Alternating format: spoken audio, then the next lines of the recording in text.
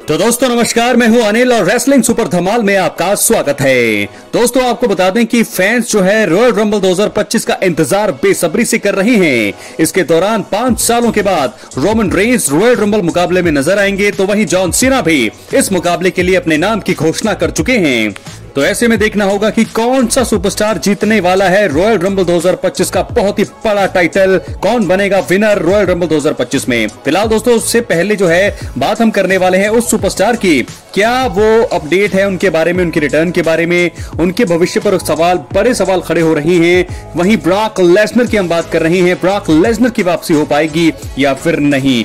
आज की इस वीडियो में हम इसी टॉपिक पर बात करने वाले हैं, कितने परसेंटेज चांसेस हैं कि ब्रॉक लेसनर रॉयल रंबल 2025 में एंट्री कर सकते हैं। तो चलिए दोस्तों वीडियो के अंत तक बने रहें, और अगर आप चैनल पर नए हैं चैनल को सब्सक्राइब करने के बाद ऑल पर क्लिक करें, क्योंकि फ्री है और यहाँ आपको हर प्रकार की रेसलिंग जगत से जुड़ी हुई तमाम जानकारी मिलती है। तो चलिए दोस्तों बात करते हैं सबसे पहले हम द पीस ब्रॉक लेसनर। दोस्तों ब्रॉक लेसनर एक ऐसा नाम है जिन्हें समरस्लैम 2023 के बाद से फैंस ने टीवी पर नहीं देखा है।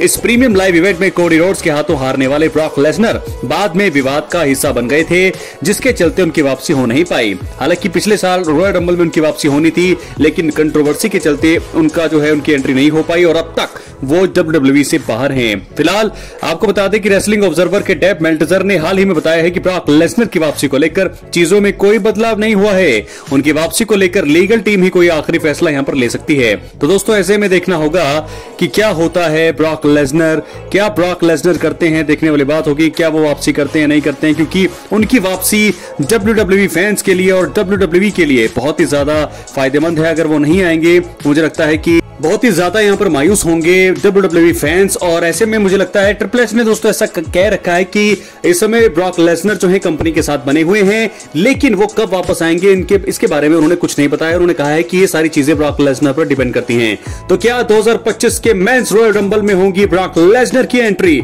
अगर वो आते हैं मैं बताऊंगा सबसे बड़ा सरप्राइज होने वाला है ये ब्रॉक लेसनर का रिटर्न। बहुत ही टाइम से वो इस समय बाहर चल रहे हैं, तकरीबन 2 साल होने वाले हैं। तो प्लीज ब्रॉक लेसनर के लिए सभी जो है इस समय फैंस भी काफी ज्यादा यही उम्मीद कर रही होंगे, जितने भी फैंस है रॉयल रंबल 2025 में ब्रॉक लेसनर की वापसी उन्हें देखने को मिल जाए। क्या होगा देखने वाली बातें होंगी। Brock Lesnar returns at Royal Rumble 2025 और नॉट? आपके क्या राय है अपनी राय कमेंट बॉक्स में जरूर दें। उन्हें आना चाहिए WWE फैंस के लिए। फिलहाल हम बढ़ेंगे अगली स्टोरी की तरफ, तो जुड़ी है the only tribal chief Roman Reigns से। दोस्तों आपको बता दें रोमन रेंस 2025 के मेंस रॉयल रंबल मुकाबले का हिस्सा बनने वाले हैं। और दोस्तों वहीं आपको बता दें कि रोमन को फैंस द्वारा बहुत ही ज्यादा पसंद किया जाता है और अभी वो कंपनी के टॉप बेबी फेस हैं। कुछ समय पहले ही पॉल हेमन ने एकमात्र ट्राइबल चीफ के रॉयल रंबल का हिस्सा बनने का ऐलान किया था।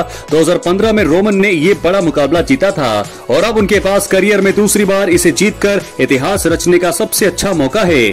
कुछ कारणों से ऐसा लगता भी है कि रोमन को 2025 के रॉयल रंबल मुकाबले में जीत मिलनी चाहिए। इस वीडियो में हम 3 कारणों के बारे में बात करेंगे कि क्यों रोमन रेंस को 2025 का मेंस रॉयल रंबल मुकाबला जीतकर इतिहास रचना चाहिए। इसलिए वीडियो के अंत तक बने रहें, और अगर आप चैनल पर नए हैं दोस्तों प्लीज सब्सक्राइब करने के बाद ऑल पर क्लिक करें। बात करेंगे सबसे पहले कारण का, रॉयल रंबल मुकाबला जीतने से रोमन रेंस को अनडिस्प्यूटेड WWE टाइटल के लिए रीमैच मिल पाएगा। तो दोस्तों आपको बता दें कि रोमन रेंस रेसलमेनिया 40 में कोडी रोड्स के खिलाफ अपनी अनडिस्प्यूटेड WWE चैंपियनशिप हार गए थे। इसके बाद से रोमन को अब तक टाइटल के लिए रीमैच नहीं मिला है। वो काफी महीनों तक गायब रहे और फिर वापसी के बाद नए ब्लड लाइन के साथ उनकी दुश्मनी शुरू हो गई है। इसी वजह से असली ट्राइबल चीफ को चांस नहीं मिल पाया है। रोमन रेंस अब अनडिस्प्यूटेड WWE चैंपियनशिप के लिए रीमैच डिजर्व करते हैं। सभी फैंस की भी यही राय होगी। रोमन खुद इसी लक्ष्य से मैच का हिस्सा बन रहे हैं और यही उनके रॉयल रंबल जीतने का प्रबल दावेदार होने का कारण भी है।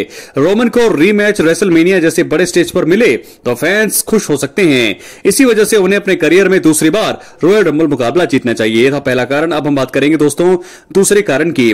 दोस्तों आपको बता दें रोमन रेंस सालों बाद रॉयल रंबल मुकाबले का हिस्सा बन रहे हैं, तो इसे खास बनाने के लिए आपको बता दें रोमन रेंस ने WWE में आखिरी बार रॉयल रंबल मैच में 2020 में हिस्सा लिया था। इस मैच में वो जीत के बेहद करीब थे, लेकिन ड्रू मैकिंटायर ने उन्हें एलिमिनेट कर दिया।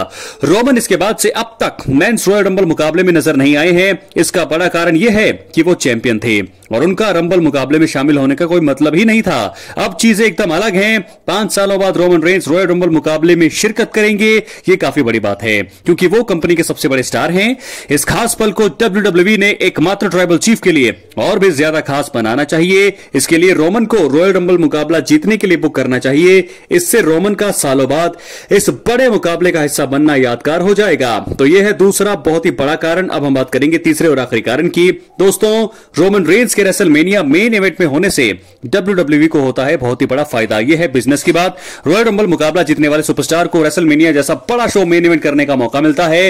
रोमन रेंस WWE के सबसे बड़े सुपरस्टार हैं और पिछले कुछ सालों में देखा गया है कि रेंस ने रेसलमेनिया को मेन इवेंट करते हुए खास भी बनाया है। रोमन के पास तगड़ी स्टार पावर है और वो फैंस का मुख्य मैच की ओर ध्यान खींचने का दम भी रखते हैं। यही कारण है कि कंपनी को रोमन रेंस के मेन इवेंट में होने से हमेशा ही फायदा मिलता है। रोमन को रेसलमेनिया में मुख्य सपोर्ट देने के लिए रॉयल रंबल सबसे अच्छा ऑप्शन होगा।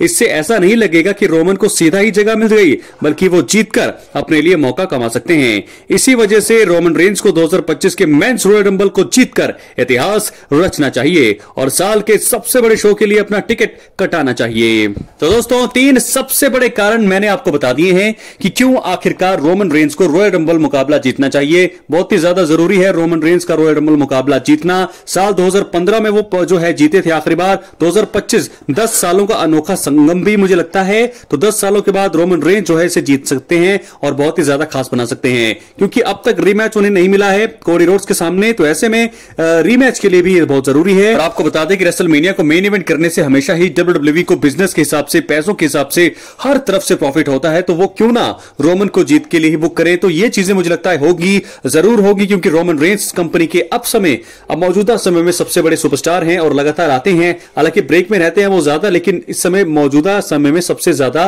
तगड़े और पावरफुल सुपरस्टार हैं। मुझे लगता है कि रोमन ही एकमात्र ऐसे सुपरस्टार मुझे नजर आते हैं जो जॉन सीना के बाद लेगेसी कायम कर रही हैं WWE में। तो क्या जीतेंगे रोमन रेंस? क्या उन्हें कोई एलिमिनेट करेगा? क्या सारी चीजें होंगी, बहुत सारी चीजें दोस्तों, ये तो हमें संडे के दिन पता लगेंगी। सुबह 4:30 बजे रॉयल रंबल के लिए आप सभी आ जाना, क्योंकि बहुत ही बड़ा मुकाबला होगा और मुझे लगता है कि मैं इसके लिए जो है पहली बार लाइव भी करने वाला हूं। जी हां दोस्तों, अगर आपको लाइव देखना है तो अपनी राय कमेंट बॉक्स में जरूर दें।